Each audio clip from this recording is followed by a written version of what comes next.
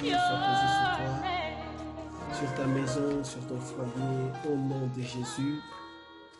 Merci Seigneur. Ce soir, on a un message important et c'est un message clé par rapport à toute démarche de délivrance.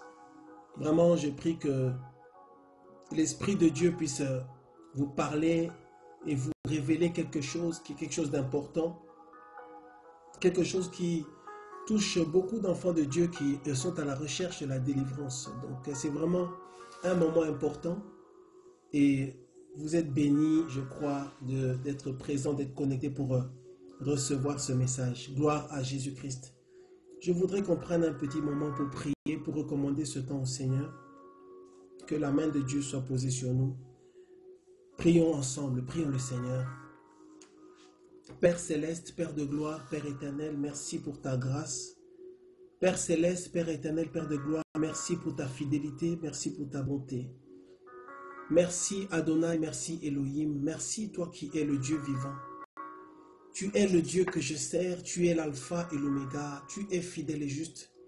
Tu es le roi de gloire, tu es le Dieu qui ne change pas. Tu es le maître des temps et des circonstances. C'est toi l'alpha et l'oméga, c'est toi le Dieu tout-puissant. C'est toi le Dieu qui est au-dessus de tout. Tu es le Dieu tout-puissant. Tu es le rocher des âges, tu es l'ancien des jours.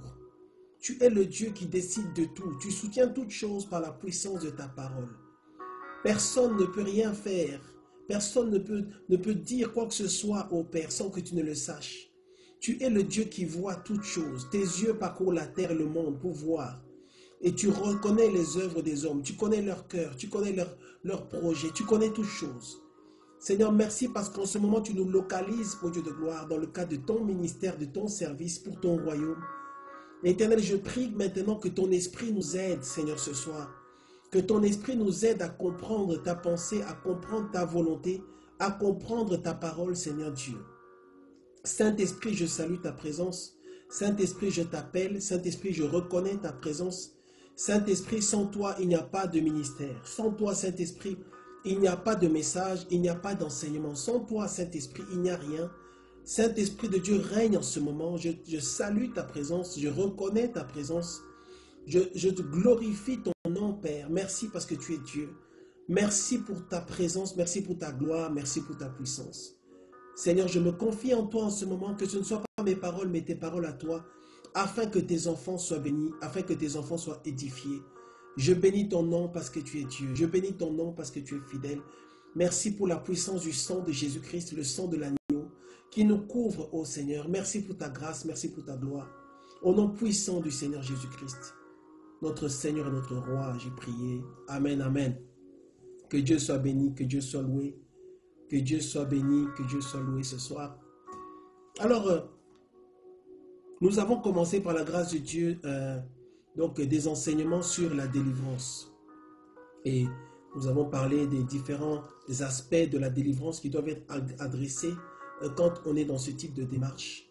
Et aujourd'hui, je vais donner un enseignement que j'aurais voulu donner à la fin de la série, n'est-ce pas, des options ou des éléments à prendre en compte par rapport à la délivrance, alors qu'on est au milieu de l'enseignement, parce que je pense que c'est important et urgent que les uns et les autres comprennent des points importants qui peuvent ou pas bloquer, qui peuvent bloquer carrément leur procédure de délivrance ou en tout cas leur démarche de délivrance.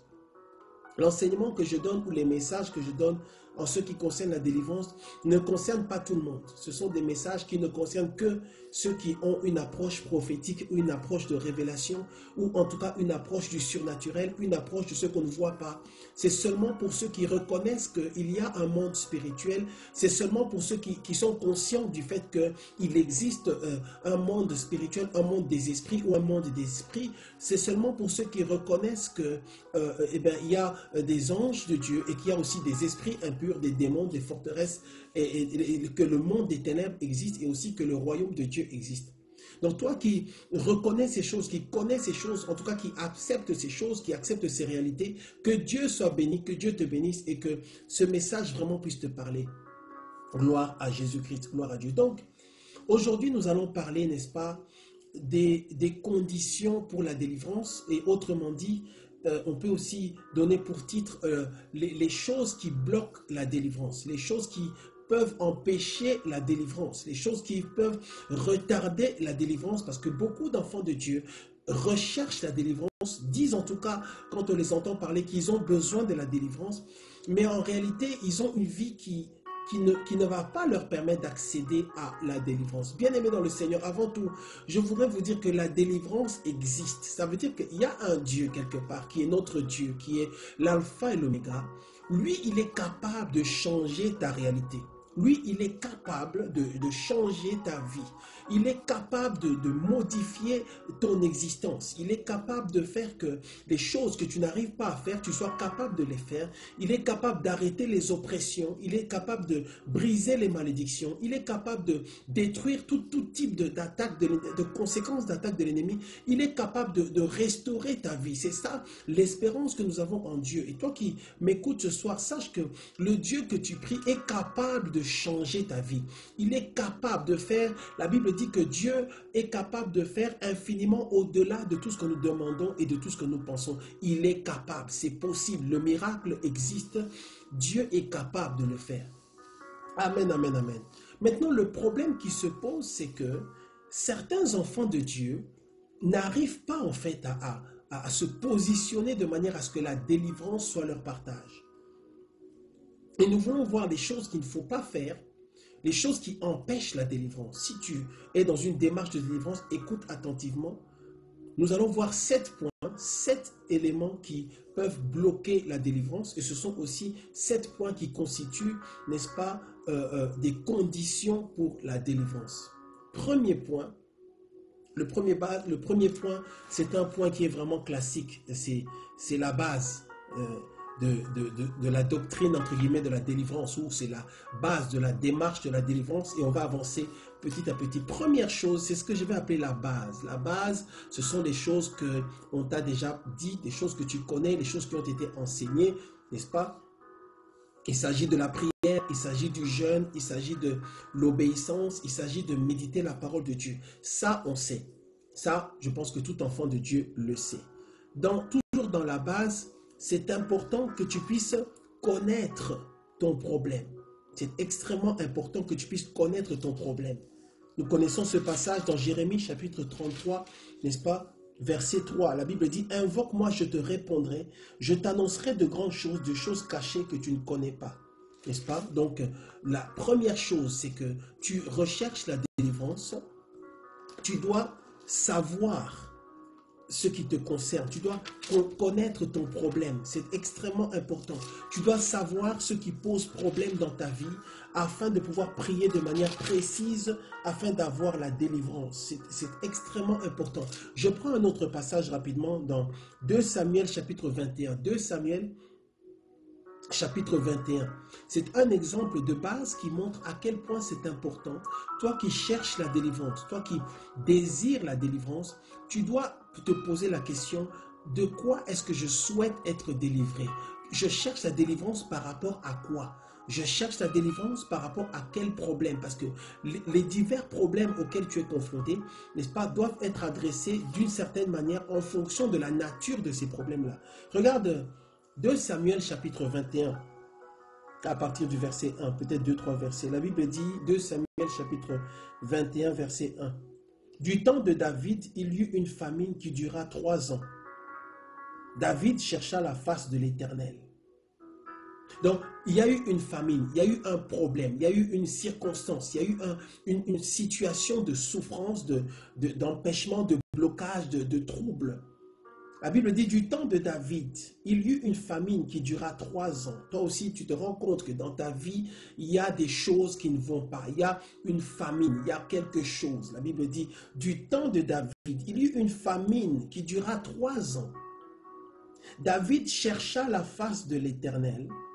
Et l'Éternel dit, c'est à cause de Saül et de sa maison sanguinaire. C'est parce qu'il a fait périr les Gabaonites. Donc ici, c'est clair que Dieu va révéler, n'est-ce pas? Dieu va dire pourquoi est-ce qu'il y a un problème. La Bible dit David chercha la face de Dieu. Donc, bien-aimé dans le Seigneur, toi qui cherches la délivrance, vraiment, je prie que tu écoutes attentivement ce message. Toi qui souhaites la délivrance, toi qui as beaucoup pleuré. Je salue en passant ma yaya Nathalie qui se connecte depuis la Belgique. Que Dieu te bénisse. Tu sais que je t'aime beaucoup. Gloire à Dieu. Que Dieu te bénisse. Donc, David va chercher la face de Dieu, bien-aimé dans le Seigneur. Tu dois chercher la face de Dieu pour poser des questions à Dieu. Seigneur, pourquoi est-ce que j'ai ce problème? Précisément. Seigneur, pourquoi est-ce que je me retrouve dans cette situation? Seigneur, pourquoi est-ce qu'il y a cette maladie dans ma vie? Seigneur, pourquoi est-ce qu'il y a cette situation dans ma vie? Seigneur, pourquoi est-ce que je ne m'en sors pas? Seigneur, pourquoi est-ce que je n'avance pas à faire telle et telle chose? Il s'agit de chercher la face de Dieu. Les retraites, les jeûnes, les veillées de prière où tu te présentes devant ton Dieu et tu cherches sa face, bien-aimé dans le Seigneur. La Bible dit que David a cherché la face de Dieu pour poser une question, pour savoir qu'est-ce qui se passe avec cette famille, d'où est-ce que ça vient. La Bible dit que Dieu a répondu. Ça veut dire quoi? Le Dieu que tu pries, le Dieu que je prie, le Dieu que nous prions est capable de révéler la source de nos problèmes. Amen, amen, amen, amen. Est-ce que tu peux dire amen à ça? La Bible dit que l'Éternel dit, c'est à cause de Saül. Donc, bien aimé, Dieu connaît la cause de ton problème. Dieu connaît la source de ton problème. Dieu sait pourquoi tu es comme ça. Dieu sait pourquoi ça se passe comme ça dans ta vie. Il dit, c'est à cause de Saül et de sa maison sanguinaire. C'est parce qu'il a fait périr les Gabaonites. Bien aimé, on n'a pas besoin d'aller chez les marabouts ou les féticheurs ou quoi que ce soit. Nous venons devant la face de notre Dieu et Dieu est capable de nous répondre. Ça, c'est la base.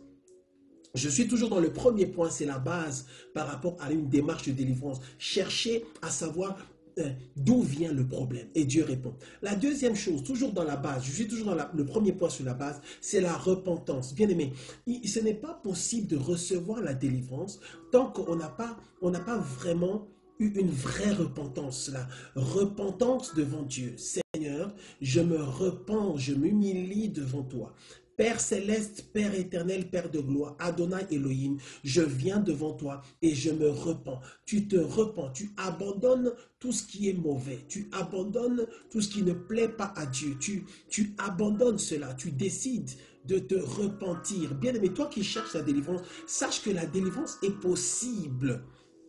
Dieu est capable de changer les choses. Dieu peut faire que tout à coup, tu vois que la chose que tu as cherchée pendant 5-6 ans, tout à coup, il y a 5-6 portes qui s'ouvrent en même temps. C'est un emploi qui était bloqué. Tout à coup, on commence à te chercher. Ce sont les employeurs qui commencent à te chercher. Dieu peut intervenir de manière tellement puissante dans ta vie qu'il y a certaines choses que tu auras dans ta vie dont tu ne sauras pas par quelle grâce est que tu les as eues. Eh bien, tu les auras eues par la grâce de Dieu, le déblocage de Dieu. La repentance sincère. Bon, la repentance, il faut ce soit sincère, il faut que la repentance soit profonde, il faut qu'il y ait une renonciation, il faut qu'il y ait un changement. Quand il y a une repentance, on change de direction, on décide on prend une autre orientation. Il ne peut pas y avoir de repentance s'il n'y a pas de vrai changement. Amen, amen, amen, amen. Ensuite, toujours dans la base, tu dois maintenant travailler sur toi-même. Si vraiment tu cherches la délivrance, pendant que tu es dans cette démarche de délivrance, tu dois travailler sur toi-même. Ça veut dire que tu vas t'examiner, tu vas commencer à éliminer ce qui est mauvais. Tu travailles sur toi-même, tu commences à pardonner, tu commences à marcher selon Galates chapitre 5, 22. N'est-ce pas, le fruit de l'esprit, l'amour, la paix, la joie, la patience, la bonté. Tu es dans l'obéissance, tu t'examines toi-même, tu vois bien que il y a des choses que tu fais, parce que si tu cherches la délivrance d'un côté et que de l'autre côté, tu vis selon la chair, tu marches selon la chair, ce sera difficile pour toi, bien-aimé au Seigneur. Parce que le Dieu dont tu veux qu'il puisse se délivrer, le Dieu que tu pries, le Dieu que tu invoques, tu ne peux pas l'attrister, tu ne peux pas aller à l'opposé de sa volonté et espérer qu'il te fasse du bien. Est-ce qu'on peut comprendre ça ce soir? Tu ne peux pas vivre une vie qui est opposée à la volonté de Dieu et en même temps t'attendre à ce que Dieu puisse intervenir dans ta vie.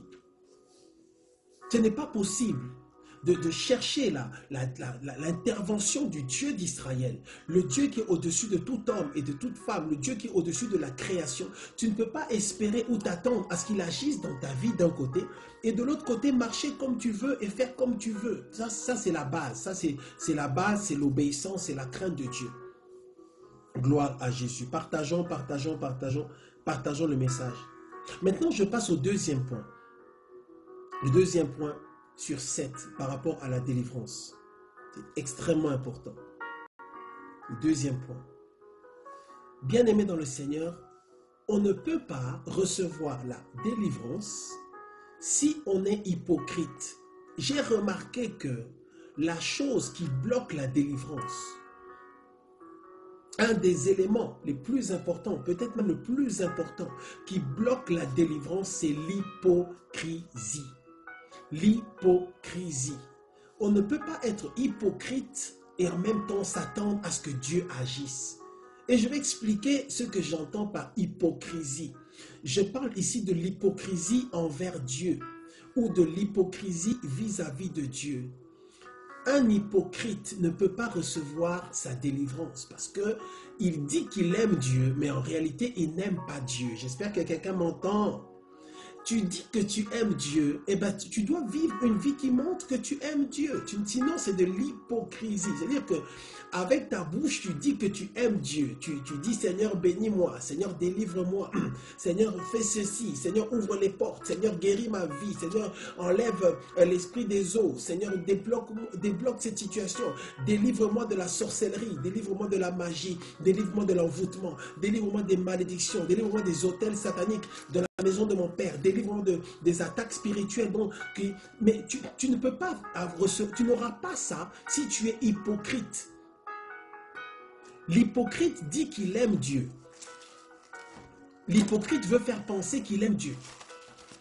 Mais l'hypocrite n'aura rien. Est-ce qu'on peut lire quelques versets? Matthieu chapitre 15.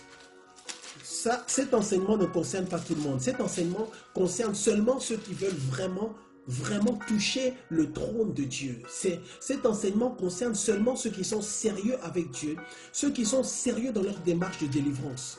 Et je pense que c'est le point sur lequel je vais passer le plus de temps, c'est l'hypocrisie, hypocrisie. Est-ce que quelqu'un peut m'aider et écrire en commentaire hypocrisie? Écris-le s'il te plaît.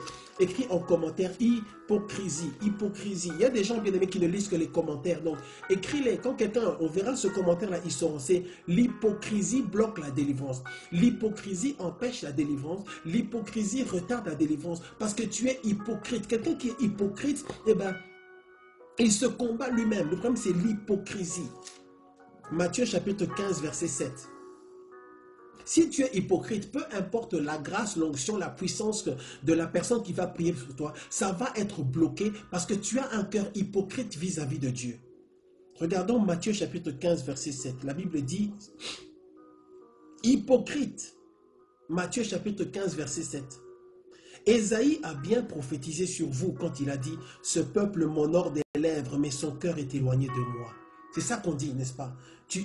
C'est les gens qui ils honorent Dieu des lèvres. Alléluia, gloire à Dieu. Ils honorent Dieu des lèvres, mais leur cœur, en réalité, au fond, leur cœur est loin de Dieu. Au fond, leur cœur n'est pas avec Dieu. Au fond, les choses de Dieu, ça ne les intéresse pas tellement. Au fond, les choses qui concernent le royaume de Dieu ou l'église, les choses de Dieu, la prière, les veillées, les retraites, l'intercession, l'activité de louange, toutes ces choses-là, les activités du royaume de Dieu, ça ne les concerne pas. Celui qui est hypocrite, il vient là dans l'église, il vient dans les réunions, il veut seulement recevoir ce qui le concerne. Il vient seulement pour ses propres intérêts. Il vient à l'église pour ses propres intérêts. Quand il s'approche des serviteurs de Dieu, c'est pour ses propres intérêts. C'est un hypocrite parce que Dieu veut qu'on puisse l'aimer. La Bible dit, tu aimeras le Seigneur ton Dieu de tout ton cœur, de toute ton âme, de toute ta force et de toute ta pensée. L'hypocrite, en réalité, n'aime pas Dieu. L'hypocrite est là parce qu'il veut avoir sa délivrance. L'hypocrite est là pour sa guérison. L'hypocrite est là parce qu'il veut seulement, il est venu dans l'église parce qu'il est malade pour être guéri. Il n'est pas venu pour donner sa vie à Dieu. Il n'est pas venu pour la vie du royaume. Il n'est pas venu pour intégrer, pour faire partie des choses de Dieu. Il n'est pas venu pour adorer le Seigneur avec vous. Non, non. Lui, il est venu à l'église parce qu'il est malade, il veut qu'on prie pour lui pour qu'il soit guéri et après bye bye, ciao ciao. Eh bien, quelqu'un qui vient comme ça, peu importe les prières qui seront faites sur lui, eh bien, il sera bloqué parce que Dieu va voir que dans son cœur, il est hypocrite. Bien aimé, c'est ce que je disais il y a quelque temps à l'église. Imaginons que tu aies une relation, quelqu'un qui, même dans nos familles, qui ne s'approche de toi que quand il a besoin de quelque chose. Il ne s'approche de toi que quand il sait que tu peux l'aider. Il ne s'approche de toi que quand il est bloqué quelque part.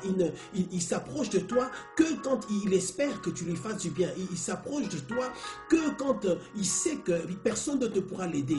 Moi, si je remarque que quelqu'un fait ça avec moi, je coupe la relation parce que je dis que c'est un hypocrite. Bien aimé, l'hypocrisie bloque les choses.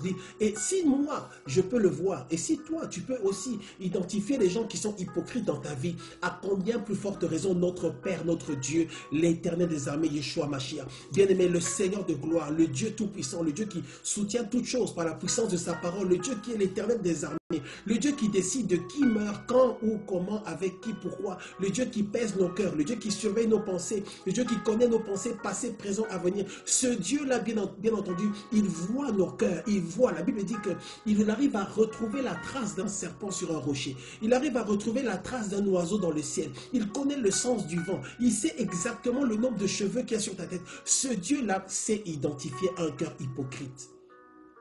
Bien-aimé dans le Seigneur, ce point qu'on est en train de voir, quand je pensais à ça, je me suis dit, waouh, c'est vraiment ça, c'est un problème d'hypocrisie. L'hypocrite pense qu'il peut tromper Dieu. Il pense qu'il peut, entre guillemets, rouler Dieu. Il pense qu'il peut jouer ou se moquer de Dieu. Bien aimé, la Bible dit, Galates chapitre 6, verset 7, ne vous y trompez pas, on ne se moque pas de Dieu. Ce qu'un homme aura semé, il le récoltera. L'hypocrite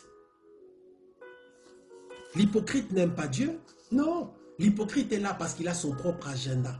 Il est venu, dès qu'il est venu, il avait un agenda. Il dit, je viens là de tel moment à tel moment. Si à telle date, je n'ai pas reçu ma délivrance, j'arrête, je coupe. C'est un hypocrite. C'est un hypocrite. Oh, bien-aimé dans le Seigneur. Regardons quelques versets dans la parole de Dieu. Psaume chapitre 91. L'hypocrite n'aime pas Dieu. Et ça, c'est mauvais. Ça, c'est mauvais. Ça, c'est mauvais. Avant ça, excusez-moi, rapidement, encore sur l'hypocrisie. Rapidement, regardons Matthieu. Si tu arrêtes d'être hypocrite, tu verras la gloire de Dieu. Si tu arrêtes d'être hypocrite, tu vas voir que ce n'est pas seulement pour les autres, c'est aussi pour toi. Si tu arrêtes d'être hypocrite, tu verras que Dieu peut aussi se manifester puissamment dans ta vie. Si tu arrêtes d'être hypocrite, tu iras quelque part et Dieu va dire des choses sur toi qui vont t'étonner parce que Dieu reconnaît la sincérité de ton cœur, parce que Dieu reconnaît que tu viens vraiment aussi parce que tu l'aimes. Dieu ne veut pas qu'on vienne à lui que pour chercher ce qu'on veut. Est-ce qu'on peut dire cette vérité ce soir? Dieu ne veut qu'on vienne à lui parce qu'on l'aime. Et ensuite, lui verra comment nous aider, nous faire du bien dans le cadre de son amour. Mais il ne faut pas que ce soit hypocrisie. Matthieu chapitre 7, verset 5. Voici encore un autre trait de l'hypocrite. Matthieu chapitre 7, verset 5. Hypocrite, ôte premièrement la poutre de ton œil. C'est alors que tu verras comment ôter la paille de l'œil de ton frère. L'hypocrite, quand il vient, il voit facilement les défauts des autres. Il pointe les défauts des autres. Il pointe les imperfections des autres parce qu'il est hypocrite. Il ne regarde pas à sa propre vie. J'ai dit dans le premier point sur la base qu'il s'agit de t'examiner toi-même et d'enlever ce qui est mauvais. D'enlever ce qui bloque. L'hypocrite, quand il ne vient pas pour s'examiner lui. On dirait qu'il est venu pour devenir un inspecteur, pour examiner les autres, pour voir les faiblesses des autres, pour voir les manquements des autres, pour voir les problèmes spirituels des autres. Ça, c'est de l'hypocrisie. Pourquoi est-ce que nous disons que c'est de l'hypocrisie? C'est parce que l'hypocrisie, c'est un poison et c'est parce que tout le monde a des faiblesses, tout le monde a des péchés, tout le monde a des problèmes spirituels. Tout le monde est combattu par l'ennemi. Tout enfant de Dieu est réclamé quelque part. Donc, l'hypocrite a toujours du travail parce que l'hypocrite trouvera toujours quelqu'un à qui pour pouvoir pointer son doigt et dire, celui-là, il a ça. Et la Bible dit, ôte premièrement la poutre de ton œil. Ça, c'est l'hypocrisie. Et le pire, c'est que quand on vient dans la présence de Dieu, Dieu va voir, Dieu va le voir, Dieu va le voir, Dieu va le voir. Si tu es méchant, si tu es hypocrite, si tu ne fais que regarder les autres, les faiblesses des autres, sache-le que Dieu va le voir. Et c'est ça qui est dangereux. Dieu va le voir et automatiquement ton ciel est fermé parce que tu es dans l'hypocrisie. L'hypocrisie. Oh, l'hypocrisie, l'hypocrisie. L'hypocrisie bloque la délivrance. L'hypocrisie va faire que les oppressions de la sorcellerie vont continuer dans ta vie parce que tu as décidé de continuer dans l'hypocrisie vis-à-vis de Dieu. Tu n'es pas là. En fait, ce que Dieu veut, c'est que on soit là pour son royaume. Dieu veut qu'on soit là, qu'on l'appelle, qu'on lui demande des choses, qu'on cherche. La Bible dit chercher premièrement le royaume des cieux et sa justice. Bien-aimé, toi qui m'entends ce soir, vraiment je prie que ton esprit soit ouvert, que ton cœur soit ouvert et que tu puisses... que ton cœur ne soit pas endurci. La Bible dit, quand vous entendez la parole de Dieu, n'endurcissez pas vos cœurs. Toi qui entends ce message ce soir, n'endurcis pas ton cœur. Reçois ce message avec douceur. Enlève l'hypocrisie qu'il y a dans ton cœur, parce que l'hypocrisie empêche la main de Dieu de se manifester dans ta vie. L'hypocrisie, ça montre que tu n'aimes pas Dieu. Tu es là pour toi. Tu es hypocrite. Tu veux que Dieu pense que tu l'aimes, mais en réalité, tu ne l'aimes pas vraiment. Tu ne l'aimes pas. C'est l'hypocrisie. C'est l'hypocrisie. Donc je disais que cherchez premièrement le royaume des cieux et sa justice. Donc cherche d'abord Dieu, pas d'abord ton problème, sinon tu es hypocrite. Cherche d'abord Dieu, mets Dieu en premier, commence à aimer Dieu, sois intéressé, impliqué à l'église, dans les choses de Dieu, les activités du royaume de Dieu, que ce soit la prière, que ce soit l'intercession. Tu es là, tu es impliqué, tu cherches la face de Dieu, tu aimes Dieu d'abord, aimez d'abord Dieu, ensuite la délivrance pourra venir. Aime d'abord Dieu. Tout à l'heure, je parlais avec une sœur par rapport à son problème. Un problème qui la concerne, c'est une situation privée, mais c'est un problème qui est un problème spirituel. Je lui ai dit, ma sœur, la première chose à faire, c'est d'abord d'aimer Dieu. C'est toi, ton travail, le premier travail que tu dois faire, c'est d'aimer Dieu. Le premier travail que tu dois faire, c'est non seulement d'aimer Dieu, mais de continuer à aimer Dieu. C'est le premier travail que Dieu te donne, c'est de l'aimer, mon frère, ma soeur. Tu cherches la délivrance. Dieu s'occupera des démons, Dieu s'occupera des mauvais esprits, Dieu s'occupera des malédictions, Dieu s'occupera de ces choses. Mais le premier travail que tu dois avoir, c'est d'aimer Dieu. Or, on voit que dans l'église, en fonction des réactions des uns et des autres, on voit bien qu'en réalité, ils n'aiment pas Dieu. Ils ne sont pas vraiment dans la chose. Ils ne sont pas dans l'église. Il y a une poignée de frères et sœurs qui sont vraiment, j'aime bien cette expression où je dis, c'est comme s'ils ont les ongles qui sont enfoncés dans le tronc d'arbre. Ils sont impliqués dans les choses de Dieu. Ils comprennent le système de Dieu, ou ils comprennent la dynamique de Dieu, ils comprennent l'action de Dieu. Bien-aimé dans le Seigneur, que tu sois hypocrite ou pas, que tu sois intéressé ou pas par les choses de Dieu, sache que le monde spirituel évolue. Si tu ne t'intéresses pas aux choses spirituelles, les choses spirituelles s'intéresseront à toi. C'est automatique. Notre secours, c'est de venir chercher la protection, la grâce, la délivrance, la guérison, la restauration auprès de Dieu. Dieu est capable de restaurer les choses que Satan t'a volées. La Bible dit qu'il restaure, il dit, je vous restaurerai les années qu'ont dévoré les gélecs. Bien aimé, le thème ou la science de la délivrance, c'est quelque chose de très puissant. Dieu peut intervenir et te restaurer. Psaume 23, il restaure mon âme. Et Dieu peut te rendre les choses que Satan t'a volées. Bien aimé dans le Seigneur. Ça veut dire quoi? Ça veut dire qu'au final, l'action de Dieu va faire qu'on aura l'impression que Satan n'est jamais intervenu dans ta vie. Parce que Dieu a restauré, Dieu te rend tout ça. Mais pour que ce soit déclenché, il faut que la délivrance se manifeste. Et pour que la délivrance se manifeste, il faut que l'hypocrisie soit enlevée, que tu aimes vraiment Dieu. Parce qu'il y a des promesses pour ceux qui aiment Dieu. Regardons quelques versets. Psaume chapitre 91. Psaume 91, verset 14. Psaume 91, verset 14. N'oubliez pas de partager. N'oubliez pas de partager. Partagez ce direct. Partagez ce direct. Psaume 91, verset 14. Psaume 91, verset 14. La Bible dit, puisqu'il m'aime, Ça veut dire, puisqu'il n'est pas hypocrite, puisqu'il m'aime sincèrement, puisqu'il m'aime, Dieu dit, puisqu'il m'aime, à cause du fait qu'il m'aime, à cause du fait que ma fille m'aime, à cause du fait que mon fils m'aime, à cause du fait que cet enfant m'aime, alors moi, Dieu, je ferai quelque chose. Est-ce que nous comprenons? Donc, et ça, ce n'est pas possible s'il y a l'hypocrisie. Je vais lire le verset entièrement. Psaume chapitre 91, verset 14. Puisqu'il m'aime, je le délivrerai. Je le protégerai, puisqu'il connaît mon nom. Puisqu'il m'aime, c'est le puisqu'il m'aime qui est important. Bien-aimé, toi qui cherches la délivrance, toi qui as besoin que Dieu se manifeste dans ta vie, est-ce que quand Dieu voit ton cœur, quand Dieu regarde tes attitudes, quand Dieu regarde ton implication ou pas, ta non-implication ou pas, est-ce que Dieu voit que tu l'aimes vraiment? Parce qu'il y a une promesse, il dit, puisqu'il m'aime, je le délivrerai. Prenons un autre verset, Psaume chapitre 145. J'espère que tu aimes la parole de Dieu. Psaume chapitre 145, verset 18. Psaume chapitre 145, du verset 18 au verset 20, je crois.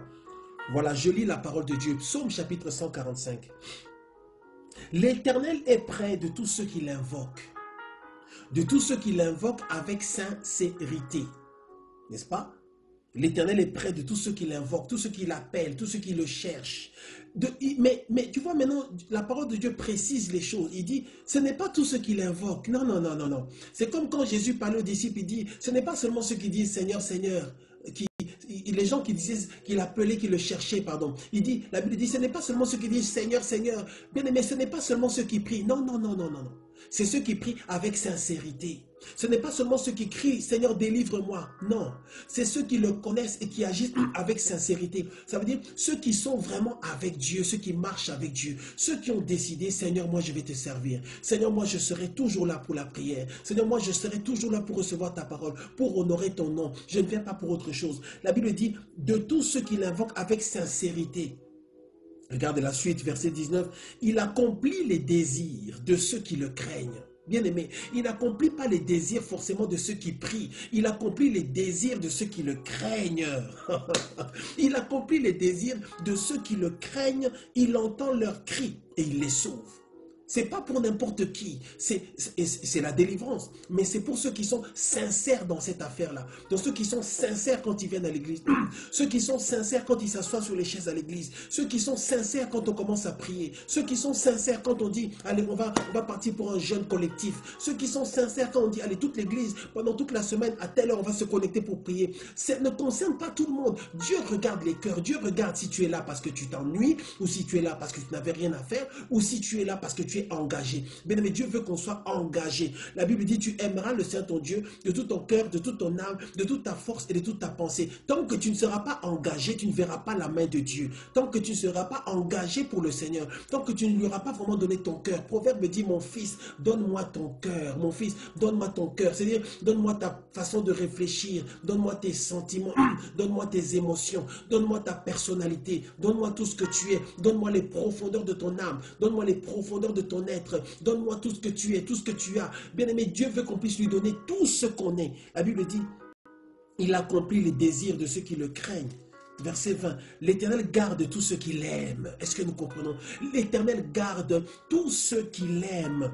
Il détruit tous les méchants. Bien-aimé, ça veut dire quoi? Ça veut dire quoi? Ça veut dire que, en ce qui concerne la délivrance, le plus important, est-ce que je peux aller jusque-là? Le plus important, ce n'est pas seulement de prier. Les Africains, le plus important, ce n'est pas de hurler. Le plus important, ce n'est pas de se rouler par terre. Le plus important, ce n'est pas parce que tu es resté 10 heures dans la prière. Non, non, non, non. Le plus important, c'est que tu dois être quelqu'un qui aime Dieu, quelqu'un qui est impliqué dans les œuvres du royaume de Dieu, quelqu'un qui fait partie du mouvement de Dieu. Bien aimé, pour que Dieu s'intéresse à toi, il faut que tu fasses partie de son mouvement. Pour que Dieu s'intéresse à toi, il faut que, pour que les yeux de Dieu soient sur toi, il faut que tu fasses partie de son œuvre. Voilà, il faut que tu fasses partie de ce que Dieu est en train de faire. Ce n'est pas que Dieu est en train de travailler, je prends un exemple. Dieu est en train de travailler à Lyon, toi tu es là-bas à New York. Ça ne marche pas. Dieu ne va pas venir te chercher à New York. C'est à toi de venir dans ce que Dieu est en train de faire, dans la ville où tu habites, dans l'église où tu es. Tu dois être actif dans ce que Dieu est en train de faire. Tant que tu ne seras pas actif dans ce que Dieu est en train de faire, tu es tout seul, tu es sur ton chemin, toi-même tu cherches ta propre délivrance. Mais si tu veux que Dieu s'intéresse à toi, il faut que Dieu Dieu va te libérer. Dieu te libère, ce n'est pas pour te faire plaisir entre guillemets. Dieu te libère, c'est pour que tu sois un témoignage, c'est pour que tu puisses le servir.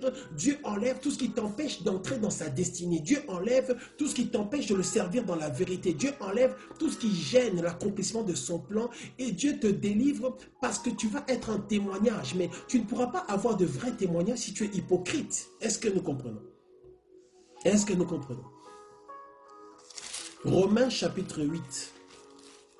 Gloire à Dieu, gloire à Dieu, gloire à Dieu, gloire à Dieu. Je crois que quelqu'un ce soir va recevoir les clés pour vraiment déclencher l'intervention de Dieu dans sa vie. Amen, amen, amen. Romains chapitre 8, verset 28. Et c'est pour ça que je vois des gens, des frères et sœurs, mais donc il y a un vrai problème spirituel dans la vie du frère et de la sœur. Il y a une vraie situation où il y a un besoin clair de délivrance, d'intervention de Dieu. C'est clair qu'on a besoin que Dieu intervienne. Mais voilà, on est comme ça, on vient aux réunions quand on veut, on vient au culte quand on veut. On se connecte pour la prière quand on veut. Avec ce qui se passe avec le Covid, on est obligé maintenant de beaucoup travailler à distance, de travailler en mode déconnecté. Voilà, on est obligé de le faire à distance, de se connecter sur des interfaces comme Zoom, Facebook. On ne se connecte pas, ça ne nous intéresse pas. Par contre, il y a un vrai problème spirituel. Mais d'où viendra la délivrance? D'où viendra la délivrance? D'où viendra la libération? Regarde cette promesse dans Romains chapitre 8, verset 28. La Bible dit, « Nous savons du reste que toute chose concourt au bien de ceux qui aiment Dieu, qui sont appelés selon son dessein. » Nous savons du reste que toute chose concourt au bien de ceux qui aiment Dieu, de ceux qui sont appelés selon son dessein. Si tu comprends bien ce verset, tu vas comprendre que, en ce qui concerne la délivrance, la restauration ou la guérison, la première chose à faire, c'est d'aimer Dieu. Pendant que tu aimes Dieu, pendant que tu cherches Dieu, pendant que tu es actif pour le Seigneur, pendant que tu es dans l'œuvre de Dieu, pendant que tu es dans le mouvement de Dieu, cette promesse, ce verset va s'accomplir. La Bible dit que Dieu va agir pour faire concourir toutes choses. Il va commencer à déplacer des choses. Dieu va commencer à arranger, pour que toi tu sois dans son plan, que tu sois à l'aise pour vivre sa grâce.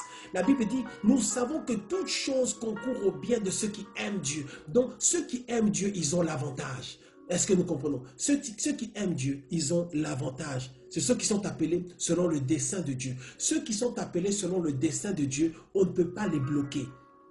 Les malédictions, les liens, tout ça, ce sera brisé sur ta vie. Je veux parler sur ta vie ce soir au nom de Jésus. Dieu t'a appelé, Dieu t'a déjà oint, Dieu t'a donné une mission. Tu es là pour faire quelque chose. Tu ne mourras pas tant que tu n'auras pas accompli le plan que Dieu a pour toi. Et les choses qui te poursuivent, les combats spirituels auxquels tu es confronté, tout ça, ça devra être écarté et ça sera écarté par Dieu parce que Dieu a un projet, tu es dans le dessein de Dieu. Donc tu vas continuer à aimer Dieu, donc tu vas continuer à chercher Dieu, donc tu vas continuer à t'attacher au Seigneur, la main de Dieu sera pour toi. Même si tu as l'impression qu'il y a beaucoup de combats, d'opposition, tu es comme Joseph qui était dans des problèmes, dans des difficultés, le dessein de Dieu, c'est ça que Satan ne peut pas bloquer. L'ennemi, il y a certaines choses qu'il ne pourra pas faire dans ta vie, ou il ne pourra pas continuer à les faire à cause de la puissance du dessein de Dieu. Il dit, j'accomplirai mes desseins. J'ai dit et j'accomplirai la chose. Amen, amen, amen. Aimez Dieu, aimez Dieu, aimez Dieu d'un amour sincère. Psaume chapitre 37. Psaume chapitre 37. Psaume chapitre 37. Psaume chapitre 37, verset 3. Nous connaissons ce passage. Confie-toi en l'Éternel et pratique le bien. Et le pays pour demeure et la fidélité pour pâture. On est dans le point qui concerne l'hypocrisie. Et on est en train de parler de la partie, de l'aspect d'aimer Dieu. Verset 4.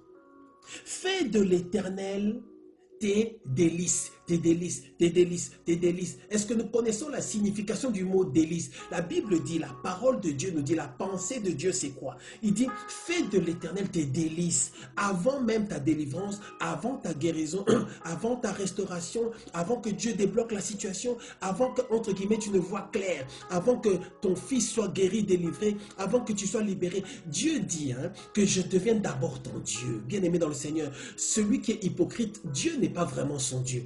Mais celui qui aime vraiment le Seigneur sincèrement, Dieu devient maintenant son Dieu. Il dit, fais de l'Éternel tes délices. Fais de l'Éternel tes délices. Et il te donnera ce que ton cœur désire. Tu vois, ça veut dire, il dit que tu dois d'abord commencer à te réjouir de ce qui me concerne. Tu dois aimer les choses qui concernent mon royaume. Tu dois m'aimer moi. Tu dois vraiment être impliqué. Je veux te dire, mon frère, ma soeur, toi qui cherches la délivrance, ce soir, examine ton cœur. Ce soir, pose-toi la question, suis-je hypocrite? Est-ce que vraiment j'aime Dieu de tout mon cœur? Est-ce que vraiment je suis vraiment dans l'œuvre du royaume de Dieu? Pourquoi est-ce que Dieu doit intervenir dans ta vie? Toi, tu ne t'intéresses pas aux choses de Dieu. Toi, tu ne t'intéresses pas à la prière. Tu ne t'intéresses pas à la vie de l'Église. Tu ne t'intéresses pas aux activités du royaume de Dieu. Pourquoi est-ce que Dieu devrait intervenir dans ta vie? La Bible dit, fais de l'Éternel tes délices. Quand tu fais de Dieu tes délices, Dieu est ton Père. Juste après Dieu, ce qui compte, si tu es marié, c'est ton épouse, ton époux. Ensuite, c'est ta famille. C'est prendre soin de ta famille. C'est travailler, c'est les activités normales. Mais la première chose, c'est d'abord Dieu. Quand tu fais de l'Éternel tes délices, c'est Dieu qui a la priorité. Et à cause du fait que tu donnes à Dieu la priorité, Dieu interviendra sur les autres choses. Est-ce que nous comprenons? Est-ce que nous comprenons? Se donner à Dieu, vivre pour Dieu. Sinon, tu es faux. Et celui qui est hypocrite est faux. Il est faux avec Dieu. Bien-aimé dans le Seigneur, de même que tu ne veux pas être en compagnie de personnes de quelqu'un qui est faux. Moi, je ne veux pas être à côté de quelqu'un qui est faux. C'est-à-dire, quand il dit, je veux te voir, tu m'as manqué, tu me manques, c'est faux. Et il te dit, je t'aime, je pense à toi, je prie pour toi. C'est faux. C'est quelqu'un qui est faux. Ce n'est pas intéressant d'être avec quelqu'un qui est faux. Et ne soyons pas faux avec Dieu. Est-ce que tu es faux avec Dieu? Est-ce que tu es fausse avec Dieu? Si tu es faux avec Dieu, la délivrance, tu n'auras pas la délivrance. Tu n'auras pas le déblocage. Tu ne pourras pas. Voilà, il y a un frère qui a écrit Judas. Judas, c'est le type de l'hypocrisie. Il était faux avec Jésus. Il était là pour l'argent. Il était là pour ses intérêts. Lui, il voulait pas être loin. Il voulait être là. Tu vois, celui qui est hypocrite, ce n'est pas qu'il ne veut pas les choses de Dieu. Il veut être là, mais son cœur n'est pas là. Judas, ça l'intéressait d'être dans l'équipe. Ça l'intéressait d'être avec les autres disciples. Mais en réalité, il était là pour autre chose. Il était là parce que c'était l'argent, pour être vu en compagnie des disciples, pour être aussi considéré comme étant un apôtre. Il était là. Et certains serviteurs de Dieu aussi sont comme ça. Ils sont faux. C'est la fausseté. Ce qu'on voit surtout avec le Covid et cette crise mondiale, c'est la fausseté dans le cœur. La fausseté, un cœur faux, un cœur double devant Dieu, la duplicité. Il n'y a pas de vrai engagement pour le Seigneur. Donc tout ce qu'il y a eu comme veillée, comme retraite, toutes ces choses-là, en fait, on ne voit pas le vrai attachement. Je vais avancer pour ne pas rester trop longtemps sur ce point. Je crois que c'est le point le plus important pour avoir la délivrance, pour déclencher l'intervention de Dieu. C'est d'enlever l'hypocrisie, de devenir vrai avec Dieu. Ça me fait penser à l'histoire d'Ananias et Saphira. Il faudra que je puisse prêcher par la grâce de Dieu sur Ananias et Saphira. Ananias et Saphira, c'est le type de l'hypocrisie. C'est-à-dire que à cette époque-là, tout ce que les gens avaient, tout ce qu'ils vendaient, ils venaient le donner aux disciples. Ananias et Saphira, ils ont vendu leur terrain. Le livre dit qu'ils ont donné une partie seulement de ce qu'ils avaient eu. Quand ils sont allés devant les disciples, ils ont dit, voilà, voici nous apportons le fruit de notre vente. Et Pierre leur pose la question, il dit, est-ce que vraiment c'est tout ce qu'il y a? Ils ont dit oui. Et la Bible dit que Pierre a dit, puisque qui a troublé vos cœurs comme ça pour mettre en vous ce niveau d'hypocrisie? Celui qui est hypocrite, il ment à Dieu, et puisqu'il ment à Dieu, il va mentir aux hommes. Est-ce que nous comprenons? Le problème de l'hypocrisie, c'est face à Dieu. Et puisqu'ils sont hypocrites envers Dieu, automatiquement, ils seront hypocrites envers les serviteurs de Dieu. Ils seront hypocrites. Parce ils ne pourront pas en fait dire la vérité. Ils ne pourront pas marcher avec le Seigneur parce qu'ils sont hypocrites. C'est extrêmement important de comprendre ce point. C'est l'hypocrisie. C'est l'hypocrisie. C'est l'hypocrisie. Je passe au point suivant. Et ce sont des points extrêmement importants, bien-aimés, pour chercher la délivrance. L'autre phénomène qui attire notre attention, c'est quoi? Beaucoup d'enfants de Dieu qui cherchent la délivrance, ils partent à la chasse aux serviteurs de Dieu ou à la chasse aux prophètes ou à la chasse aux apôtres. Ils sont en permanence à la chasse. Ils cherchent celui qui a l'onction. Ils cherchent celui qui a la puissance. Ils cherchent celui qu'ils ont vu sur Facebook. Ils cherchent celui dont on dit qu'il a le pouvoir, qu'il a la puissance de Dieu. Ils cherchent. Ils sont en permanence en train de mettre de l'argent de côté pour vite aller à Chambéry parce qu'il y a un prophète là-bas. Ou bien je vais à Genève parce qu'il y a quelqu'un là-bas. Ah, j'ai vu sur Internet qu'il y a un prophète quelque part. Je vais vite aller vers lui. Bien aimé, on ne va pas vers les serviteurs de Dieu comme on va chez les féticheurs. Et ça, c'est une maladie. C'est une maladie, ça. Et tu verras que ceux qui ont fait ces choses-là, ils peuvent même commenter ce point. Depuis que tu as commencé, qu'as-tu eu? Tu as commencé à chercher les prophètes. Tu en as vu 5 ou 6 toute cette année. Tu as vu des apôtres, des pasteurs. Tout celui qui a un semblant d'onction ou de puissance ou de révélation, tu cours derrière. Ça ne marche pas comme ça. La preuve que ça ne marche pas comme ça, c'est que toi qui entends ce message, toi qui as souvent fait ça, tu sais bien que ça ne marche pas comme ça. Tu n'as pas reçu la délivrance que tu cherchais parce que tu cours. Ça ne marche pas comme ça, bien aimé. Dieu est un Dieu d'ordre. Dieu est un Dieu d'ordre. C'est-à-dire que tu n'as pas besoin de toutes les onctions qui sont disponibles. Les oints de Dieu sont partout, entre guillemets. Les oints de Dieu, il y a plusieurs types d'onctions et dans les onctions, il y a plusieurs dimensions d'onctions. Et les enfants de Dieu sont en permanence en train de courir. Ils identifient quelqu'un, ils regardent des vidéos, des témoignages sur Internet et ils se disent ah, celui-là, il a telle chose, donc je vais aller, je paye mon billet d'avion et je vais aller en Norvège pour le voir. Parce que lui, quand il va prier pour moi. Donc, c'est-à-dire, ils ont plus confiance en l'onction ou la puissance que Dieu a mis sur telle personne qu'en Dieu. Or, c'est là, c'est une erreur. Et Dieu le voit. Dieu voit qu'il y a une incrédulité parce que Dieu voit qu'en fait, tu cherches des moyens détournés. Donc, peu importe ce que Dieu pense, peu importe le timing de Dieu, on va parler du temps de Dieu après. Toi, tu te dis, si je suis environné de 50 prophètes qui ont l'onction, eh bien mon problème sera réglé. Ça ne marche pas comme ça. Ceux qui l'ont fait et qui n'ont rien eu, ils le savent. Soit on va commencer à te mentir, on va commencer à... Bien aimé, tu n'as pas besoin de toutes les onctions qui sont disponibles. Tu as besoin de l'onction que Dieu a envoyée pour toi. Je reprends. Est-ce que je peux reprendre cette phrase? Tu n'as pas besoin de toutes les onctions qui circulent. Tu n'as pas besoin de tous les prophètes qui sont sur la terre, les apôtres ou tous les pasteurs, les évangélistes qui ont cette grâce-là pour la délivrance. Tu n'as pas besoin de ça. Tu as besoin de l'onction que Dieu a envoyée vers toi. La démarche, c'est quoi? La démarche est de prier, Seigneur, oriente-moi, Seigneur, mets sur mon chemin des hommes ou des femmes, tes serviteurs, qui vont me faire du bien et avoir confiance en Dieu pour que Dieu lui-même puisse amener quelqu'un vers toi. Bien aimé, la Bible dit, j'appelle de loin un homme que je ne connais pas pour accomplir mes desseins. Dieu peut décider que quelqu'un va quitter Paris là-bas pour venir jusqu'à Lyon pour te voir pour la délivrance. Mais Dieu n'est pas obligé de faire comme ça. Dieu peut aussi décider de te visiter pendant ton sommeil. Pendant ton sommeil, tes yeux s'ouvrent, tu vois un ange qui descend et tu vois comment l'ange enlève ton cœur et dépose un autre cœur en toi. Et à partir de là, tu vas faire tes examens. On te dit, monsieur, madame, il n'y a plus rien. Dieu peut agir en même temps à l'église où tu pries pendant les prières, les retraites, les veillées, les activités de l'église. Dieu peut envoyer une onction spéciale sur ton pasteur, sur les serviteurs de Dieu qui sont là, la servante de Dieu. Ils vont prier pour toi, tu recevras. Dieu peut passer par n'importe qui et par n'importe quelle manière. Rien ne peut empêcher Dieu.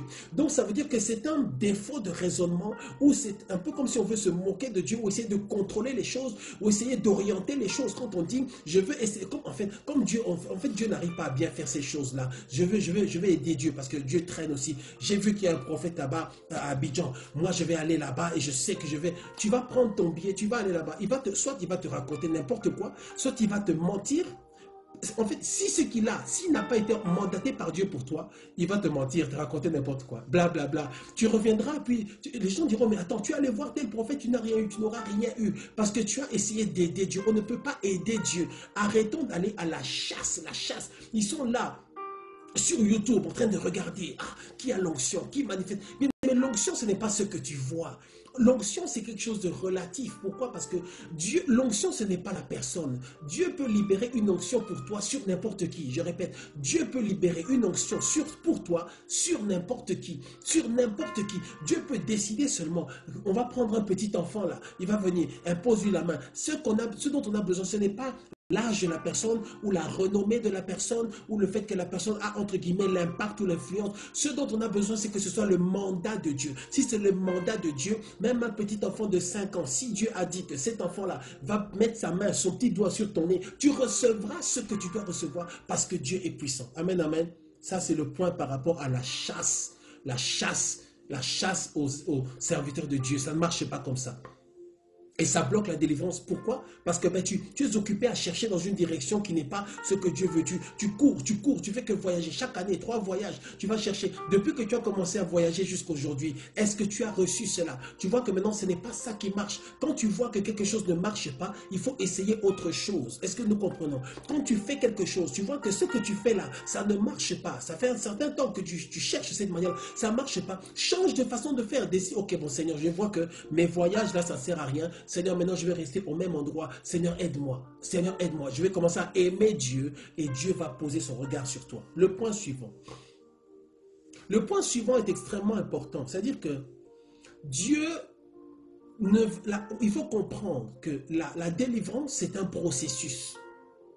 La délivrance, c'est une procédure, c'est un processus. La délivrance se fait par étapes. Excusez-moi, la délivrance, c'est un processus.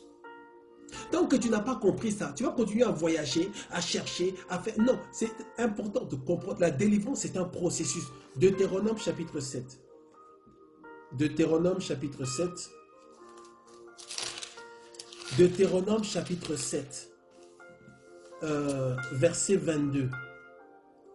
Deutéronome chapitre 7, verset 22. Partageons le message, partageons le direct, partageons s'il vous plaît, que d'autres personnes puissent entendre aussi cet enseignement. Deutéronome chapitre 7, verset 22. Bien-aimé, moi j'enseigne et je prêche la parole de Dieu pour que ta vie soit changée. J'enseigne et je prêche la parole de Dieu pour que tu reçoives ta délivrance, ta guérison, que tu sois plus actif pour le royaume de Dieu et que nous puissions avancer avec le Seigneur. Amen, amen. Deutéronome chapitre 7, verset 22. La Bible dit, l'Éternel ton Dieu chassera peu à peu ces nations loin de ta face. Tu ne pourras pas les exterminer promptement, de peur que les bêtes des champs ne se multiplient contre toi. Ça veut dire quoi? Ça veut dire que la délivrance, la procédure de délivrance, c'est quelque chose qui se fait par étapes. Dieu ne va pas tout enlever en une seule fois. C'est pour ça que ceux qui n'ont pas compris ce principe-là sont dans l'ignorance et ils croient que je vais tout recevoir en 2 heures de prière. Je veux tout recevoir. Non. Non. Ça, ce sont les impatients et les incrédules et les ignorants qui réfléchissent comme ça. La Bible dit que, et c'est écrit, n'est-ce pas, Dieu les chassera peu à peu. Ça se fera petit à petit. Ce n'est pas parce que tu es allé et tout n'est pas parti ou il y a juste l'intensité a baissé, mais le problème est toujours là que Dieu n'agit pas. Dieu le fait petit à petit. Il dit de peur que les bêtes des champs ne se multiplient contre toi. Mais si Dieu te libère complètement en une seule fois, tu auras un niveau d'opposition en retour qui va t'effrayer. Tu ne seras pas capable de tenir. C'est pour ça que Dieu veut t'habituer à un certain niveau de liberté. Il enlève un peu la pression. Et puis voilà, tu t'habitues, tu pries, tu réserves, tu résistes et ainsi de suite. Ça se fait peu à peu. Sinon, tu vas devenir impatient si tu n'as pas compris ces principes. Tu deviens impatient, découragé, déçu. Tu vois que Dieu n'agit pas. Tu dis non, le pasteur n'a pas l'onction. Ce n'est pas que le pasteur n'a pas l'onction. Dieu agit dans le temps. Il y a des moments, Dieu dit, j'enlève telle chose. Et tu continues dans la fidélité. Et puis plus tard, Dieu dit maintenant, j'enlève telle chose. Et tu continues. Mais ceux qui ont les yeux spirituels, ceux qui te regardent de loin, ils voient que Dieu est en train de faire quelque chose. Amen, amen, amen. Je veux dire à quelqu'un ce soir, sache que Dieu est en train de te libérer. Dieu est en train de te délivrer. Dieu est en train d'enlever des choses. Dieu est en train de te soulager. Il n'y a que toi qui ne le vois pas. Il n'y a que toi qui ne vois pas ce que Dieu est en train de faire.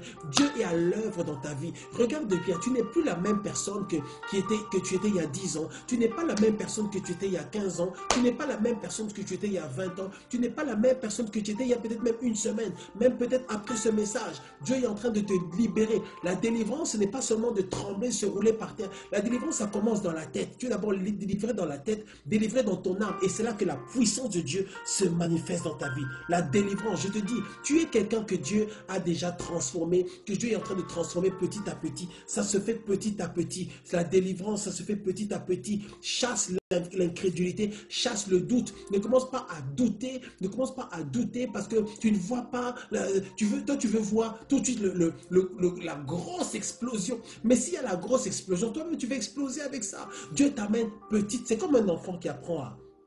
Un enfant qui grandit, l'enfant commence à marcher.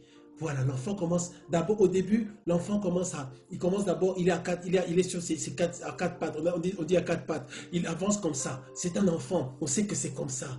Il ne va pas rester comme ça. Et puis finalement, il arrive à se tenir sur deux pieds. Il s'accroche au fauteuil, aux tables. Il fait tomber les verres. Quand il fait tomber les verres, on s'est dit, ce n'est pas qu'il va rester comme ça ne nous inquiète pas. On sait qu'on est en train d'avancer. Et puis à un moment donné, il arrive à marcher tout seul. Et puis il commence à grandir, il se développe. C'est comme ça la marche avec Dieu. C'est par étapes. Maintenant, si toi tu es quelqu'un tout le temps en train de te déplacer, tout le temps en train de courir, tu n'as pas le temps de rester tranquille et de t'apercevoir le changement que Dieu fait en toi. Parce que Dieu est plus occupé à essayer de faire mieux que Dieu ou plus vite que Dieu. Bien aimé, on ne peut pas agir plus vite que Dieu. Dieu agit dans le temps. Dieu agit dans le temps.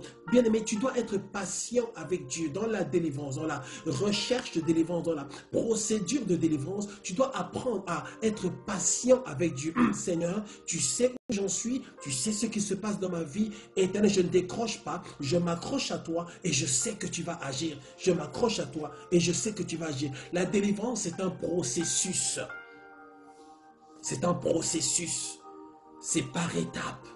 Aie confiance en Dieu, accroche-toi, sois persévérant, sois patient, sois résolu. Seigneur, je m'accrocherai, j'attendrai. Habakkuk chapitre 2 dit, je me tiens à mon poste, je regarde, je veille. La Bible dit, il dit, écris la prophétie, qu'on écrive la prophétie, afin qu'on la lise couramment. Toi, tu prends la parole de Dieu, qui est un livre prophétique, tu lis les prophéties. Seigneur, tu as dit que tu es le Dieu qui délivre. Seigneur, je m'attends à toi. Seigneur, tu as dit que la femme qui parlait au juge inique, bien que le juge était méchant, finalement ce juge a décidé d'agir. Et Jésus, tu avais dit que, à combien plus forte raison, toi qui es Dieu, n'agiras dans ma vie, alors que toi tu es totalement bon. Si je continue à te parler, je sais qu'en ton temps tu vas agir dans ma vie. Si je continue à te prier, si je continue à te chercher, je sais que tu vas libérer ta gloire dans ma vie. Seigneur, je m'accroche, je ferai la gloire de Dieu. Amen, amen, amen, amen. Je sens l'onction de Dieu, je crois que Dieu parle à quelqu'un. La patience avec Dieu. Sinon, on ne va pas vers Dieu comme on va chez un féticheur, avec son planning, avec son agenda. Je vais voir ce féticheur-là lundi. Je sais que dimanche, ce sera résolu. 3 jours après, je prends l'avion. Non, ça ne marche pas comme ça.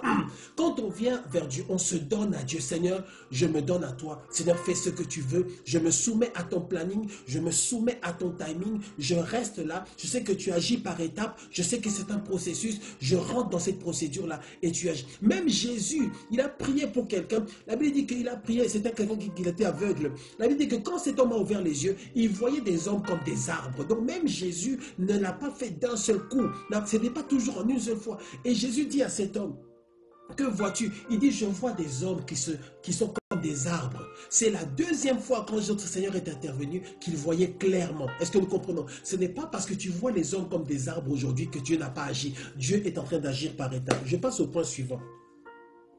C'est le point qui concerne le sacrifice.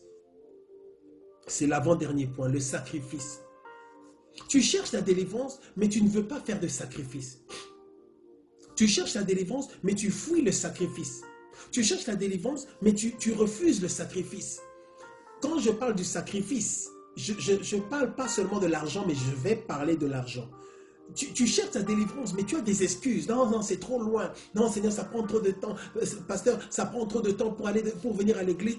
Ça prend trop de temps, c'est difficile, je travaille. Mais bien aimé, s'il y a des choses, si toi tu ne fais pas l'effort pour toi, si tu ne te mets pas, tu ne te fais pas violence, si tu ne décides pas, j'arrive du travail, je me change, je me transforme, je m'habille et je vais directement à l'église, je vais tellement à cet endroit-là pour participer aux choses de Dieu. Si tu es tout le temps dans cette espèce de paresse-là, je suis fatigué, c'est difficile, quel Dieu va être intervenir en ta faveur parce que tu n'aimes pas le sacrifice. C'est un type de paresse, un type de négligence. Bien aimé, négliger la délivrance, c'est négliger ta propre vie. La chose que tu as de plus précieux, c'est ta vie. Je disais à un frère il y a quelques jours, je lui disais, ta vie est là, hein, c'est ta vie là. Ce n'est pas comme si tu vas retourner en arrière, ou comme si on va pouvoir rebobiner l'image, ou comme si tu vas pouvoir recommencer. À tous ceux qui m'entendent ce soir, j'ouvre ma bouche et je te dis ceci, voici ta vie. Ta vie est là. Ce que tu vis là, c'est ta vie. Tu n'en auras pas une autre. Tu ne peux pas décider d'échanger ta vie avec la vie de quelqu'un d'autre ou de prendre quelque autre chose. Non, c'est ta vie. Tu n'as qu'une vie. Tu n'as que ce que tu es là, tu vis là. Donc, fais des efforts. Fais-toi violence. Décide. Je vais tout faire pour m'exposer à la grâce de Dieu. Je vais tout faire pour m'exposer à la puissance de Dieu. Il y a certaines choses qui ne seront débloquées dans ta vie qu'au fur et à mesure que Dieu voit ton niveau d'implication. Quelqu'un doit comprendre ce soir que, en ce qui concerne la délivrance, c'est la quantité de tes prières, c'est la quantité de ta louange, c'est la qualité de ta louange, de ton adoration, c'est ton implication, c'est le service, c'est toutes ces choses-là. Dieu va voir les niveaux, Dieu va regarder ton niveau de prière, ton niveau d'amour, ton niveau de soif. Il y a un certain moment quand tu regardes ça, quand ça rencontre le temps de Dieu, allez, boum, ta délivrance est déclenchée parce que Dieu est fidèle à sa parole. Mais il y a une notion de sacrifice. La Bible dit que Jésus était dans une maison et Jésus était en train de parler. La Bible dit qu'il y avait une foule, c'était plein à craquer. La Bible dit qu'il y avait un paralytique qui était quelque part. Il était à l'extérieur de la maison et ceux qui le portaient, ils n'arrivaient pas à entrer dans la maison. Bien aimé, le livre dit que les amis qui portaient ce paralytique-là, ils étaient tellement déterminés. Ils ont décidé de monter sur le toit de la maison et de faire un trou dans le toit de la maison. Bien aimé, est-ce que vous vous rendez compte le niveau de volonté? Ils ont dit, on va se mettre sur le toit, on va faire un trou et on va le faire descendre là pour être sûr qu'il puisse être face à face avec Jésus. Et la Bible dit que cet homme-là a reçu sa solution. Cet homme-là a été libéré. Est-ce que nous comprenons? Il y a une notion d'implication de Seigneur, je vais te chercher. C'est-à-dire, même si je dois aller sous la pluie, je sais que ma solution est en Jésus. Même si je dois aller et qu'il neige, je sais que ma solution est en Jésus. Quand c'est pour le travail, parce qu'on te donne ton argent, à ce moment-là, tu y vas quand il pleut, tu y vas quand il neige, tu y vas quand c'est difficile. Même quand tu es malade, parfois tu vas au travail. Mais quand ça concerne celui qui peut te donner, ce qui est au-delà de l'argent, ce que ton patron au travail ne peut pas te donner, ce qui va changer ta vie pour toujours, ça, tu ne peux pas faire d'effort. Alors que c'est lui seul, Jésus, qui va pouvoir te libérer. C'est seulement Dieu. Deviens quelqu'un qui va se faire violent. Seigneur, je vais te chercher. J'irai chercher ta face. Bien-aimé, j'ai déjà vu comment Dieu récompense ceux qui font ce que je dis là. Ceux donc tu quittes une ville pour aller dans une autre ville à cause de ta soif de Dieu. Et c'est sincère. Ce n'est pas seulement pour ton problème. Tu es venu parce que tu aimes Dieu. Et quand c'est comme ça, on a vu souvent dans les réunions, dès qu'on commence, les gens souvent qui sont venus de loin, les gens qui sont venus avec un cœur, ils sont assoiffés de Dieu, souvent même ils cherchent plus le Seigneur de manière plus intense que les locaux. Et Dieu tout de suite se manifeste et ils sont tout de suite localisés par l'Esprit de Dieu. Et on se dit, ouais, vraiment tu n'es pas venu pour rien. En tout cas, Dieu te connaît. Bien aimé, c'est comme ça que ça marche. La notion de sacrifice. Est-ce qu'on doit parler de l'argent? Est-ce que je peux parler de l'argent? Les offrandes et tout ça là, ça déclenche l'intervention de Dieu. Les offrandes, le fait de donner sa dîme, de donner son offrande, le fait de donner son argent à Dieu, c'est une manière d'aimer Dieu, c'est une manière d'honorer Dieu et de se libérer de l'esprit de maman, de la forteresse qui fait qu'on aime le monde, on aime l'argent, on aime les richesses. Sois capable de donner l'argent. Tu es radin avec le Seigneur, tu es radin, tu donnes très peu pour Dieu, mais tu veux le jour où tu auras un problème, alors là, tu veux absolument que Dieu agisse en ta faveur. Actes des apôtres nous parle de l'histoire de Corneille. La Bible dit que Corneille était quelqu'un qui il donnait son argent, il priait et il donnait. Et ça a touché le cœur de Dieu. La Bible dit que l'ange est venu rencontrer Corneille et l'ange va lui dire, tes prières et tes aumônes sont montées. Je crois que c'est acte 7 ou acte 9. Je veux que quelqu'un puisse aller vérifier là que ta façon de donner a un impact sur ta délivrance, ta façon de donner, ta manière de mettre ta main dans ta poche. C'est extrêmement important de comprendre ce passage-là. C'est important de comprendre que Dieu est tellement puissant, Dieu est capable. Actes des apôtres chapitre 10. Pour ceux qui pourront lire Actes chapitre 10, tu liras l'histoire de Corneille. L'ange lui dit, tes aumônes et tes prières prière. Il n'y a pas que la prière. Il y a aussi ta manière de mettre ta main dans ta poche et de donner pour Dieu. Est-ce que nous comprenons? Les païens qui ne connaissent pas le Seigneur, qui sont loin de Dieu, eux ils donnent, ils font des sacrifices, ils font plein de choses. Il n'y a que les enfants de Dieu qui se disent non, non, Jésus a déjà tout fait à la croix. Jésus a fait à la croix, mais ton offrande, l'argent que tu donnes, je parle de l'argent clairement, le chèque que tu fais, ça peut déclencher quelque chose, ça peut toucher le cœur de Dieu. Ta façon de donner, c'est important. La Bible dit que Jésus se tenait à côté du, entre guillemets, du panier à offrande. Il se tenait, il regardait comment les gens donnent. Il a vu quelqu'un qui donnait de son surplus. Mais il a vu une femme qui a donné le peu qu'elle avait, elle l'a donné. Bien, mais toi aussi, le peu que tu as, quand tu le donnes à Dieu, Dieu le voit et Dieu te récompense. Parce que Dieu honore le sacrifice. Est-ce que nous comprenons? Dieu honore le sacrifice. Ça fait partie aussi c'est aussi un type d'hypocrisie. Seigneur, je veux que tu me guérisses. Seigneur, je veux que tu me délivres. Mais Seigneur, pour donner, pour soutenir l'œuvre de Dieu, ah non, non, non, non, non, non, non. Ça ne marche pas comme ça, c'est de l'hypocrisie. C'est de l'hypocrisie. Pasteur, prie pour moi. Pasteur, vraiment, viens m'aider. Pasteur, aide-moi. Mais qu'est-ce que tu fais pour soutenir l'œuvre de Dieu? Qu'est-ce que tu fais pour soutenir l'œuvre de Dieu? Avec 1 euro, avec 2 euros, qu'est-ce que tu fais? Tout ça, ça fait partie de la sincérité dans la démarche de délivrance. Et toutes ces choses-là, Dieu les voit. Est-ce que nous comprenons? Dernier point, nous allons nous arrêter ce soir. Ça concerne la soumission aux serviteurs de Dieu. Tu cherches la délivrance, tu désires la délivrance, tu veux avancer vers la délivrance, mais tu n'es pas soumis aux serviteurs de Dieu. Tu ne te soumets pas, tu ne veux pas obéir aux serviteurs de Dieu. Tu parles mal, tu es rebelle. Donc, le Dieu là qui peut te libérer, te délivrer, il envoie ses serviteurs et toi tu ne respectes pas ces serviteurs là. Tu déshonores Dieu, tu déshonores leur chef. Est-ce que nous comprenons? Matthieu chapitre 10 verset 41. Matthieu chapitre 10 verset 41. Matthieu chapitre 10 verset 41. Celui qui te prêche la parole, celui qui t'enseigne la parole, bien aimé, il passe du temps à rechercher la parole de Dieu. Il passe du temps à apprendre, plus même qu'il aurait appris pour lui-même. Pour que toi, tu reçoives quelque chose. Il passe du temps, il prend du temps pour aller se renseigner, pour te donner une parole qui est consistante. Il passe du temps, il se couche le dimanche à 2 h du matin, il se lève tôt pour venir, pour que toi, tu reçoives la parole de Dieu. Mais tu ne l'honores pas et tu ne soutiens pas son ministère. Et tu n'es pas soumis quand il donne une instruction. Or, la Bible dit que ceux qui apportent l'évangile, ceux qui sont dans l'œuvre de la prédication, ils méritent, ils sont dignes d'être honorés, d'un double honneur. Pourquoi? Parce que Dieu veut qu'ils soient encouragés, récompensés. Est-ce que nous comprenons? Ça, ce sont des choses, c'est apprendre ou à laisser. Si tu n'as pas compris ces choses-là, eh ben, vaut mieux que tu ailles chez les féticheurs, chez les marabouts. Mais si c'est pour le Dieu d'Israël, il est important de se soumettre aux serviteurs de Dieu, se soumettre aux instructions du pasteur. Si tu vas, ceux qui vont chez les féticheurs, les marabouts, ils font ce qu'on leur dit là-bas. Toi, tu viens à l'église, gloire à Dieu, merci Seigneur. Mais soumets-toi aux instructions qu'on te donne. Tant que ce sont des instructions qui viennent de Dieu. Regardons Matthieu chapitre 10, verset 41.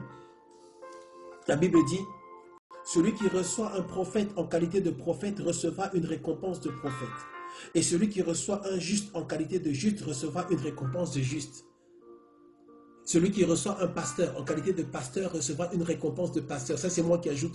Celui qui reçoit un apôtre en qualité d'apôtre recevra une récompense d'apôtre. En quelque sorte, celui qui reçoit un serviteur de Dieu en reconnaissant qu'il est serviteur de Dieu recevra une récompense de la même dimension parce qu'il a reconnu, bien-aimé. Tu ne seras béni que par l'onction que tu honores. Tu ne seras béni que par l'onction que tu reconnais. Tu ne seras béni que par l'onction que tu considères. Tu ne seras béni que par l'onction que tu considères dont tu considères qu'elle est sacrée. Tant que tu n'as pas compris ça, on peut te mettre avec les plus grands, entre guillemets, tu ne recevras rien parce que tu ne les reconnais pas.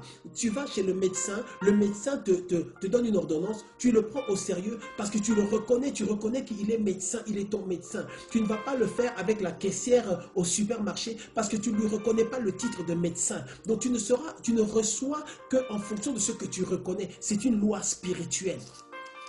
Amen, amen, amen, amen. Dernier verset.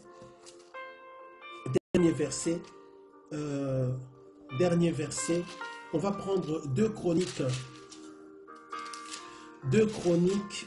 Alors attendez, je crois que c'est 2 Chroniques chapitre 20. 2 Chroniques chapitre 20. Voilà. 2 Chroniques chapitre 20, verset 20. Voilà.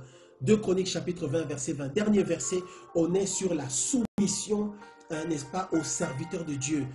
Concrètement, la soumission à ton pasteur. Je parle en fait de la soumission à l'autorité spirituelle que Dieu a mis sur toi. Est-ce que nous comprenons? Bien aimé dans le Seigneur. Moi, je sers le Seigneur par la grâce de Dieu et j'ai des parents spirituels. J'ai deux personnes une personne qui vraiment, bien aimé, ce qu'elle dit, je ferai. Ce qu'elle dit, puisque, et comme c'est dans la parole de Dieu, je le ferai. Je me soumets à ce qu'elle me dit parce que c'est l'autorité spirituelle que Dieu a placée sur ma vie. Bien-aimé, qui que tu sois, tu dois reconnaître ce principe. Tu n'avanceras pas tant que tu n'es pas soumis à une autorité spirituelle. Dieu n'agit pas seulement, Dieu ne va pas descendre pour agir de manière corporelle. Dieu va passer par des hommes, Dieu va passer par des femmes, Dieu va passer par ses serviteurs, Dieu va passer par son serviteur, sa servante. Tu ne reconnais pas les serviteurs de Dieu, tu ne les honores pas, tu ne les respectes pas, tu n'es pas soumis. La délivrance s'éloigne de toi parce qu'il y a parmi ceux qui sont là devant toi, il y en a un que Dieu a mandaté pour que tu reçoives. Il y a certaines choses, Dieu avant de te libérer veut que tu puisses avoir une certaine connaissance. Dieu veut que tu puisses connaître certaines choses. Ce sont ces choses-là qui vont te permettre de garder ta délivrance que tu auras reçue. Regarde ce passage, 2 Chroniques chapitre 20, verset 20. Le lendemain, ils se mirent en marche de grand matin pour le désert de Tekoa. 2 Chroniques chapitre 20, verset 20. Le lendemain, ils se mirent en marche de grand matin pour le désert de Tekoa. À leur départ, Josaphat se présenta et dit, « Écoutez-moi, Juda et habitants de Jérusalem. » Écoute attentivement. « Confiez-vous en l'Éternel, votre Dieu, et vous serez affermis. Confiez-vous en ses prophètes, et vous réussirez. » Est-ce que nous comprenons? Confiez-vous en ses prophètes. Confiez-vous en ses prophètes. C'est la parole de Dieu. Je ne dis pas ça pour... D'ailleurs, ça ne concerne pas le ministère prophétique en tant que tel. Ça ne concerne même pas forcément ceux qui ont forcément le don de prophétie. Ça concerne tous ceux qui ont l'esprit de la prophétie. C'est le Saint-Esprit. Est-ce que nous comprenons? Il dit que confie-toi en ceux qui ont l'esprit de la prophétie. C'est-à-dire ceux qui vont t'orienter selon la parole de Dieu, révélée, manifestée, selon la parole de Dieu écrite, si je puis dire, et aussi selon la parole de Dieu révélée. Il dit confie-toi en eux. Il dit que confiez-vous en Dieu, mais confiez-vous aussi en ses prophètes, parce que, bien aimé, la vie d'un homme dépend aussi des hommes de Dieu que Dieu dispose pour lui. Est-ce que nous comprenons? Et c'est là que quelqu'un doit décider ce soir d'être sérieux sur cet aspect-là. Je vais arrêter de penser ou de croire ou de considérer que ces gens-là sont des mendiants, ces gens-là n'ont rien à faire. Non, non, non. Ces gens-là sont mandatés pour que ta vie soit changée. Ces gens-là sont mandatés pour que le jour où tu auras besoin d'un secours, tu puisses avoir un endroit, tu puisses avoir quelqu'un que tu peux appeler pour pouvoir parler, pour pouvoir dire la chose. Est-ce que nous comprenons? Ne sois pas comme ça, quelqu'un qui néglige les serviteurs de Dieu, qui n'honore pas son pasteur, qui n'honore pas ses parents spirituels. Ça ne marche pas comme ça.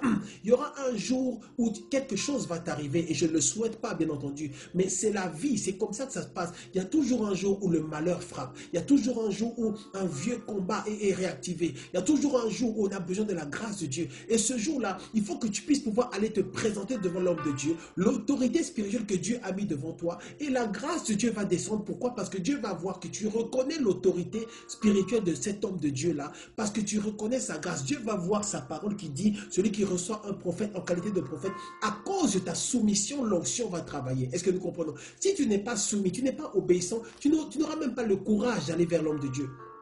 Tu n'auras même pas le courage d'appeler, tu n'auras même pas le courage. Mais si tu as une bonne relation avec ton Père spirituel, tu as une bonne relation avec les serviteurs de Dieu, la servante de Dieu qui est devant toi, eh bien ça facilite les choses parce qu'on est des humains. C'est important de se soumettre. Il dit, confiez-vous en ses serviteurs.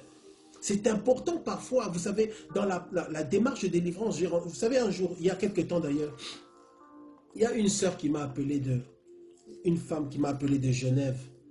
Elle avait suivi un enseignement et elle avait été touchée et ça concernait sa situation. Elle m'a appelé et elle m'a contacté. Elle voulait absolument que, et c'était dimanche après le culte, vous savez que dimanche après le culte, il y a la fatigue du culte, on s'est couché tard pour préparer les messages, c'est pas facile.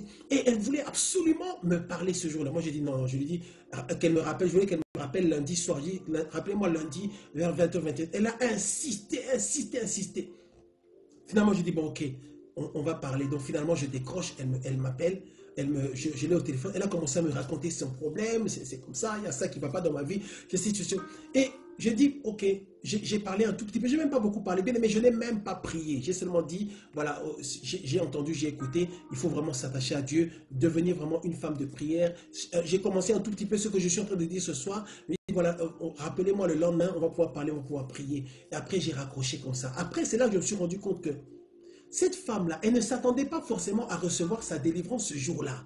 Mais elle avait besoin seulement de parler à quelqu'un. Elle avait besoin d'extérioriser son problème. Elle avait besoin de se vider. Elle avait besoin de dire ce qui troublait son cœur. Et je me suis dit que c'est ça, c'est de ça que certains enfants de Dieu ont, avant même la délivrance proprement dite. Parfois, tu auras besoin de quelqu'un à qui parler. Tu auras besoin d'appeler un homme de Dieu, quelqu'un en qui tu as confiance. Et bien aimé, parfois les parents ne pourront pas le faire. Ce n'est pas toujours les parents qui vont pouvoir t'aider. Parfois, les parents seront loin ou peut-être ils ne sont même plus de ce monde. Mais tu as besoin, Dieu met ses serviteurs pour se manifester en tant que père pour toi. C'est là qu'on dit qu'il est le père des orphelins. Quand tu auras perdu même tes parents, ce sont les serviteurs de Dieu qui deviendront en quelque sorte tes parents parce qu'ils te permettent c'est l'encadrement que Dieu te donne. Dieu t'encadre au travers de ses serviteurs. Il les met là pour que tu aies quelqu'un à qui que tu peux appeler pour parler. Et cette femme a parlé.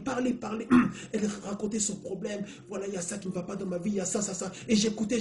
Et puis à la fin, j'ai parlé pendant 2-3 minutes. Je n'ai même pas prié, bien-aimé. Tu as besoin des serviteurs de Dieu. Tu ne recevras pas ce que les serviteurs de Dieu peuvent te donner tant que tu n'es pas soumis, tant que tu n'es pas obéissante à ce qu'il dit, parce que ce qu'eux ils disent, et là je parle des vrais serviteurs de Dieu, ce qu'ils disent, ça rentre dans le cadre du plan de Dieu. Tu dois couler avec le Seigneur, couler dans la direction de Dieu. Amen. Est-ce que quelqu'un est béni ce soir? Je sens la présence de Dieu. Je crois que quelqu'un a entendu vraiment la parole de Dieu. Je crois que quelqu'un va ajuster, corriger sa manière de chercher la délivrance, sa manière de s'approcher de Dieu, sa manière de chercher la grâce de Dieu. Bien aimé, la grâce de Dieu est disponible, mais il y a une manière de faire les choses. Et tu verras que plus le temps passe, plus on dirait que tiens, ça va mieux. Je suis soulagé, j'avance petit à petit. Le Seigneur est en train de changer ma vie et j'évolue. Et un jour, finalement, tu regardes en arrière, tu ne te reconnais plus parce que ta vie est totalement transformée. Amen. Que la gloire soit rendue, toute la gloire soit rendue à Dieu. Merci Seigneur, merci Jésus. J'aimerais qu'on puisse prier. Merci Seigneur. Père, merci pour cette parole. Père, merci pour ta grâce. Oh Père, merci parce que tu es fidèle. Merci parce que tu es Dieu. Merci parce que tu ne changes pas. Merci pour ta parole ce soir. Merci parce que tu es vivant. Merci pour ces vérités. Merci parce que l'hypocrisie s'en va aujourd'hui. Merci parce que tu libères tes enfants. Merci Père parce que tu changes la vie de tes enfants.